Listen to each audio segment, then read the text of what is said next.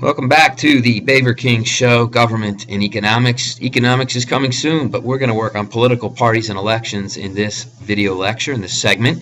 So get ready, and here we go. We're going to start with the essential questions for today's lecture. What is the history of political parties in the United States? A very good question. What do you think, Mr. Baver? A good question to ask? I think it's a very good question. He always has the right answer. I tell you what, Mr. Baver is spectacular.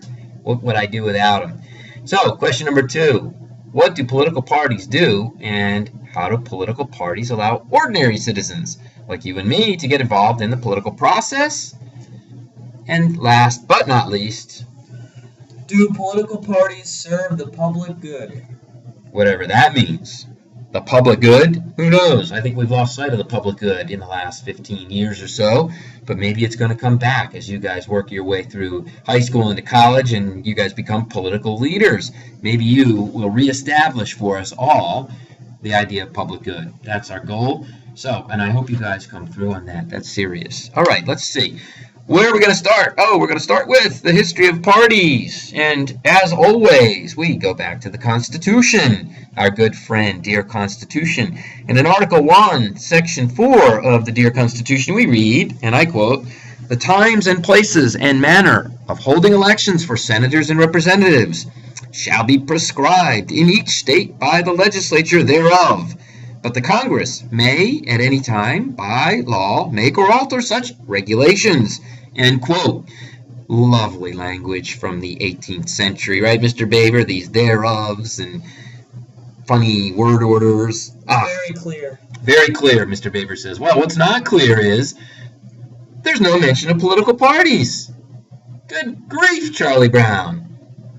We have elections that each state is going to regulate. So we have this idea of federalism. You guys remember that concept of federalism, where there is a division of power between the national government and state governments. That idea, right, is still alive and well. So states are going to regulate elections for elected officials that are going to govern and make laws, but there's no idea or mention of political parties.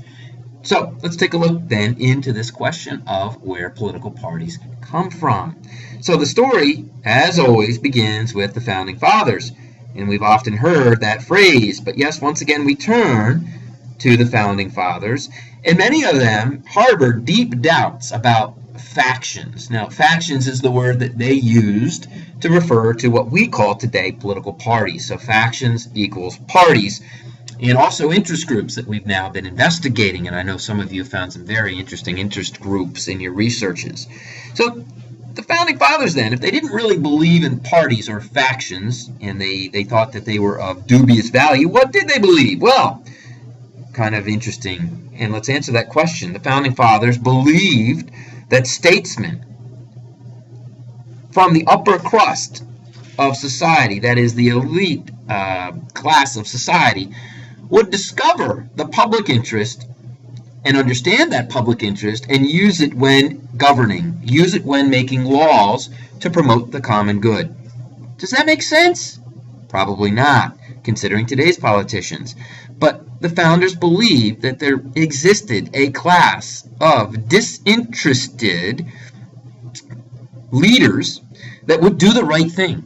Now, what does disinterested mean? It does not mean that they were not interested in politics. Quite the contrary. Disinterested means, in this context, that the leaders, the politicians, would put aside their personal interests and would work selflessly and with principled devotion towards seeking the public good and then creating laws and administering those laws that would best serve the public good. Now, that's where we start. That's what Jimmy Madison, that funny guy, that short guy, not well liked, not well known apparently compared to Georgie Washington, the superstar of the day.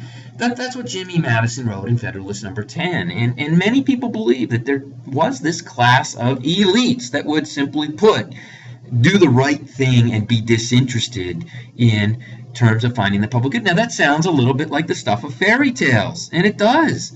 How would that play in today's world of conflict, of strident anger, of heated anger and exchanges between political leaders who are part and parcel of the party system today, who are beholden at times to interest groups, etc. So think about where we were in the late 18th century, early 1800s, and where we are today. And lastly, just one more word about the Founding Fathers. They worried that factions would lead to divisions, arguments, and yes, fights that would destroy the unity and the harmony of what was supposed to be this blissful American state, this American empire of liberty, as Jefferson called it, and that the founders had worked so hard to create after defeating the brute, the tyrant, George III, and overthrowing the English system, and after having worked through the problems of the Articles of Confederation. They wrote this wonderful document, the Constitution, that was going to provide a framework and a path forward to bliss, happiness, prosperity. Well, the idea of factions and parties just had no place in that vision and in that world. And in fact, let me quote from James Madison in Federalist 10, and I quote, "The public good is disregarded in the conflicts of rival parties and measures." Oops, I didn't mean to do that, Mr. Baber. I'm not very good with this. Jimmy Madison said the public good is disregarded in the conflicts of rival parties, and measures are too often decided not according to the rules of justice and the rights of the minor party, but the superior force of an interested and overbearing majority. Kabam! Jimmy M. belted out his feelings in no uncertain terms, yes? And what happened to the idea of selfless pursuit and that magical goal of the common good? Well, Jimmy M. warns us that when parties get involved in factions and interest groups, it's going to be a battle of force, of resources, of the majority dominating the discussion, dominating the legislative process. And what happened to the public good? That's the question you guys need to think about. Okay, Mr. King, all this background, but where do political parties come into the story? Huh? I thought this was a lecture, right, Mr. Baber, about political parties? Yeah. Hold on. Don't go too far, it is. So, Mr. Baber, take it away. All right. Well, the intervening years of rapid growth and expansion of the United States, westward expansion, new states, a growing economy, and changing times brought about an end to the mythical fairy tale idea that selfless political leaders would always and undoggedly pursue the common good. After the pivotal but now forgotten 1824 election that pitted 4 candidates for president, all from the same party, the National Republicans, the Speaker of the House, Henry Clay, stepped in to persuade the House to elect John Quincy Adams, sidelining the aspirations of rising political star Andy the Madman Jackson, who you see pictured here on the cover of this wonderful book that I've actually read. And I've also read the one about Henry Clay, too. And you see these two guys. They look rather imposing, rather happy. Ooh, are they selfless political leaders? I don't know. What do you think, Mr. Baber? I don't know. I always liked looking at the pictures of Henry Clay. They were very scary. I love Henry Clay. Mr. Baber just said he's scary. He's creepy. He's the great compromiser. He's creepy. For 34 years, the man made more compromises than I don't know what. You fill in the blank. Anyway. All right, so Jackson and his hot-headed supporters and newspaper editors cried foul play, accusing Speaker Clay of a supposed midnight dinner kabuki deal by which Adams would become president in return for promises to support certain policy ideas. Jackson and his supporters felt that their candidate and his ideas had been shut out, erased, and Jackson was determined to come back stronger in 1828, something he did by winning the 1828 and 1832 elections, and in the process creating the Democratic Party that we still have today. The National Republicans disappeared, just like the Federalists of George W. to replaced by the Whig Party, led by Henry Clay, and then later the Republican Party in the 1850s, as the question of slavery began to dominate the politics of the political parties. All right, we're going to take a walk down the hall, go to our study hall, but we'll be back. Don't go away. Welcome back. After that brief interruption, we're back in business and talking about the one-party system that gave way to the two-party system, and that happened in the 1820s and 30s, as you see up there on the screen. And you can see a couple of names: the Anti-Mason Party, the Whig Party, and the Democratic Party. And what's going to replace the one-party system is a fierce, competitive, vibrant two-party system that we still know and many of us still love today because it provides a lot of entertainment. But let's go back to 1824, and we already talked about this. That was the election that gave us the two-party system. And though the parties have come and gone, changed their names and identities over the years, it's clear that Americans now have a well-established two-party system, and that's what we come to expect, and that's how we define our political system and politics in general, is two main parties. Now, there are lots of smaller parties. This is true. They exist at the fringes or margins of society, but for the most part, we find a two-party system, and that's how Americans expect our political system to operate. So the political parties since 1828 have become a fixture, and more recently parties have engaged in fantastic duels for control of the levers of governmental power. It's become a blood sport, to put it mildly, but there are examples in our history. Think about the 1850s, a very turbulent decade when there were serious differences of opinion between Republicans in the North, in particular Democrats in the South, even Whigs, Unionist parties, all sorts of different things going on. Really a fascinating period. But let's go back to parties. Over the course of the 19th century, Americans came to believe that parties could organize, structure, and facilitate democratic politics in ways that made it easier for citizens to participate. So the idea is that parties provide an organization, parties provide structure, parties provide a way for people to participate in the political process. So parties really parties link the people to the government and allow people to participate.